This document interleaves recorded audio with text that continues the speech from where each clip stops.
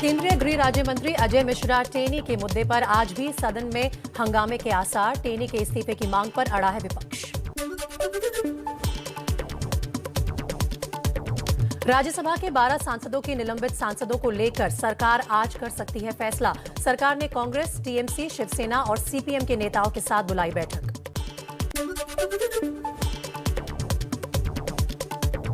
लोकसभा में आज महंगाई पर चर्चा होने की संभावना। कांग्रेस की 2013 वाली एक्साइज ड्यूटी बहाल करने की मांग।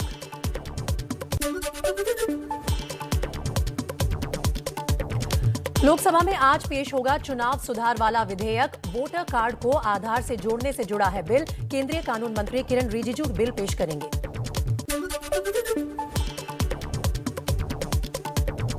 एआईएमआईएम प्रमुख असदुद्दीन ओवैसी ने वोटर आईडी को आधार से जोड़ने वाले बिल का विरोध किया। कहा, इससे नागरिकों की निजता का हनन होगा।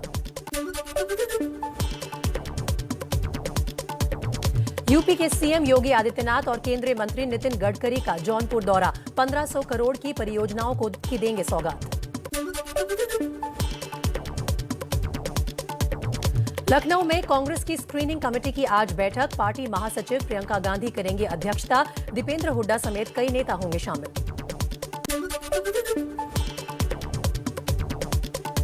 यूपी में मऊ को छोड़कर बाकी जगहों पर आयकर के छापे अब भी जारी। समाजवादी पार्टी के नेताओं पर आय से ज्यादा संपत्ति के मामले में मारे गए छापे। आयकर विभाग के छापों को लेकर बरसे अखिलेश यादव। कहा, चुनाव में बीजेपी को हार का डर। जहां बीजेपी चुनाव हारती है वहां आईटी, ईडी और सीबीआई का इस्तेमाल करती है।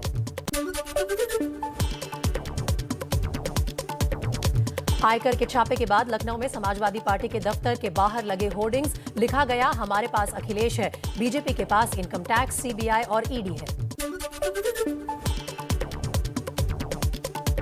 उत्तर प्रदेश में एसपी नेताओं के ठिकाने पर छापेमारी को लेकर सीएम योगी का हमला। बोले, सारा भ्रष्टाचार एसपी की सरकार में देखने को मिलता है। 5 साल में किसी व्यक्ति की संपत्ति 200 गुना बढ़ जाएगी, क्या कोई इसके बारे में सोचता था क्या?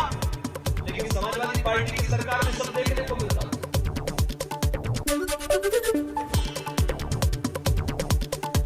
आय से अधिक संपत्ति के मामले में याचिकाकर्ता विश्वनाथ चतुर्वेदी का बड़ा बयान। कहा, अखिलेश के करीबियों पर नहीं बल्कि उनके कुनबे पर भ्रष्टाचार की कार्रवाई होनी चाहिए।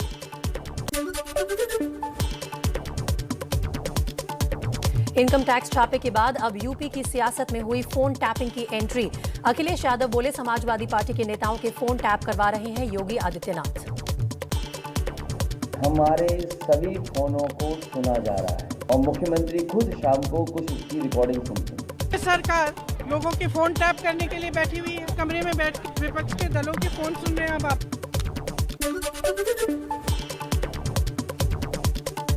राज्यसभा सांसद राकेश सिन्हा बोले, चुनाव आते ही ये लड़ाई बढ़ जाती है।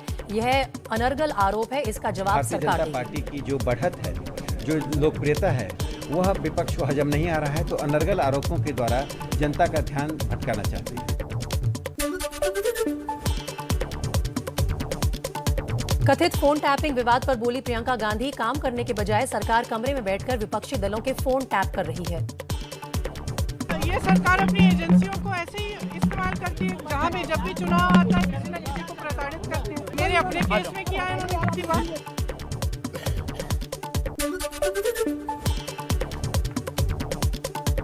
मथुरा में श्री कृष्ण जन्मभूमि में सीएम योगी आदित्यनाथ ने की पूजा। जन विश्वास यात्रा की शुरुआत करते हुए कहा, हमारी सरकार में एक भी दंगा नहीं हुआ। दौरान प्रदेश के अंदर कोई दंगा भी नहीं हुआ,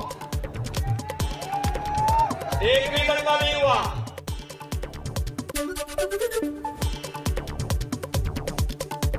झांसी में रक्षा मंत्री राजनाथ सिंह ने सीएम योगी की जमकर तारीफ की। कहा, योगी की गेंदों का सामना करने की हिम्मत किसी में नहीं है। क्या सपा, क्या बसपा, क्या कांग्रेस, योगी जी की इन फिंगर और आउट फिंगर के आगे कोई टिक नहीं पाएगा। बहनों भाइयों, ये मैं दावे के साथ कहता हूं।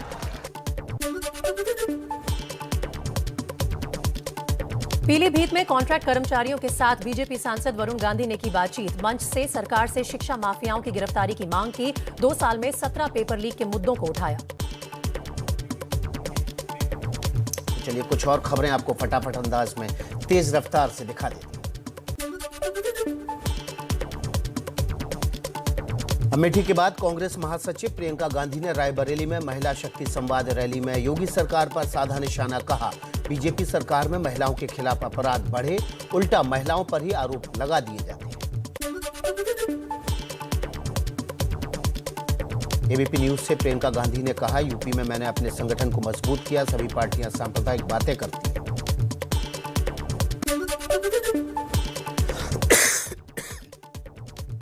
कांग्रेस नेता राहुल गांधी का बिना नाम लिए मोहन भागवत पर निशाना, कहा हिंदू मानते हैं कि हर व्यक्ति का डीएनए अलग होता है, हिंदुत्ववादी मानते हैं कि सभी का डीएनए समान होता है।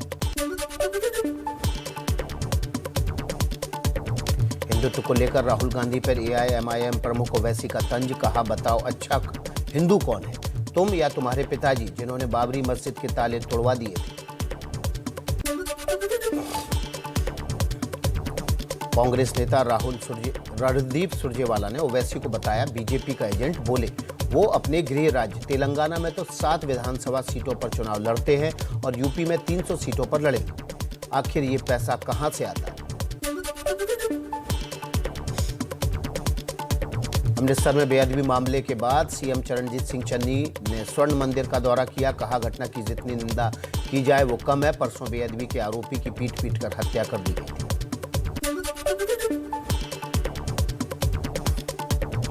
स्वर्ण मंदिर में बेअदबी की कोशिश के मामले में केस दर्ज, पंजाब सरकार ने जांच के लिए बनाई एसआईटी, 2 दिन में सौंपेगी रिपोर्ट।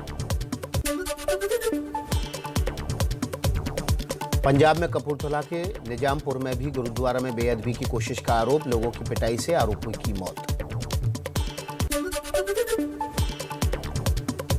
पुलिस कपूरथला की घटना की चोरी और बेअदबी दोनों एंगल से जांच कर रही है। जालंधर रेंज के आईजी ने कहा, गुरुद्वारा साहिब में पुलिस ने जांच की है, श्री गुरु ग्रंथ साहिब के साथ कोई छेड़छाड़ नहीं हुई।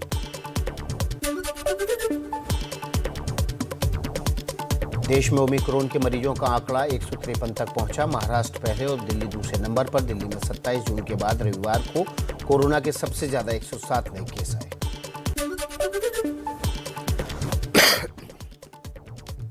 दिल्ली में केस बढ़ने के बावजूद लोग कर रहे हैं लापरवाही, आनंद विहार इलाके में बिना मास्क के दिखे तमाम लोग।